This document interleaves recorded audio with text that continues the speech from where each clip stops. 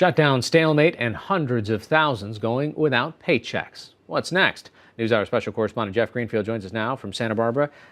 Jeff, we're talking about possibly the first move by the president, openly, kind of negotiating in public, if you will, to try to say, here's a deal, it's on the table, this can restore the government, but before, I don't know, maybe 10 minutes before he even spoke, there's already reactions from the Democrats that say, no deal.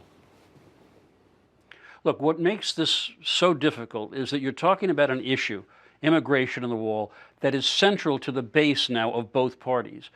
We should remind ourselves not that long ago that both parties talked very differently. Presidents Clinton and Obama talked about cracking down on illegal, not undocumented, but illegal immigrants. President Reagan embraced amnesty. President Bush embraced a path to citizenship. But think back, the first words of candidate Donald Trump were those very harsh words about Mexicans and immigrants. And even any move that looks like moving away from the build the wall applause line of his campaign brings accusations that he's quitting. He already has taken some heat from his more zealous supporters about that. For Democrats now, anything approaching endorsing a wall sounds like nativism, hostility toward immigrants, and anything other than protecting all 1.8 million DACA folks on a possible path to citizenship is unacceptable. And that's why even what looks like a move toward some kind of compromise immediately gets clobbered from both sides. So, I mean, this seems much more intractable, but the government can't stay shut down indefinitely. What's the way out here? Look, think about what happened in past shutdowns when, for instance, Republicans controlling the Congress said, okay, we don't want to keep this going anymore. We're going to find some compromise. Right now, because Donald Trump is still so popular with the Republican base, and because, as I said, immigration is so central to that base, any move by Republicans to move away from Trump is going to be perilous for them politically.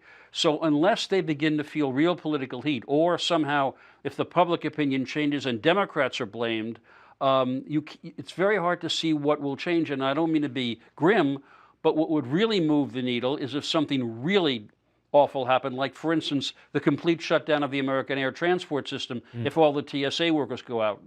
Yeah, you know, this is also coming just in the next couple of weeks. We're talking about a State of the Union address that's supposed to be delivered. It's kind of in question now. I mean, are we harking back to the days in the 1800s where there were no televised speeches, there was no address to the nation?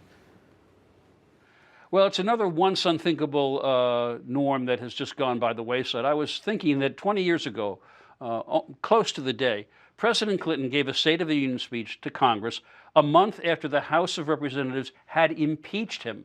And he was treated deferentially with respect. And now you've got a situation where the Speaker, Nancy Pelosi, can think, do I really want to give the president this forum, this pageant where he's the head of state, to make his case against us? Maybe not. Because her argument that security was the reason, I'm sorry, that just doesn't pass the who are you kidding test. Look, for my money, this pageant has long since outlived its usefulness. The only good thing about it is if you're in the president's party, you get aerobic exercise because you have to stand up and down and cheer 40 times during the speech.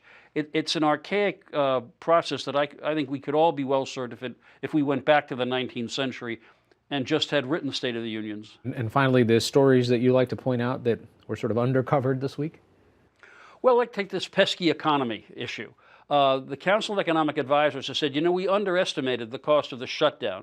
Right now, it looks like a 5-week shutdown will take roughly $1 trillion out of the economy.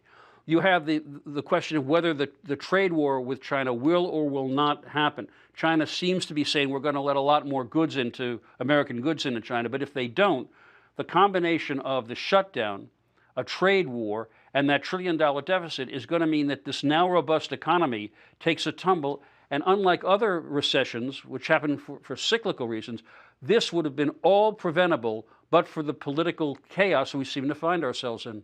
All right, Jeff Greenfield joining us from Santa Barbara. Thanks so much. Thank you.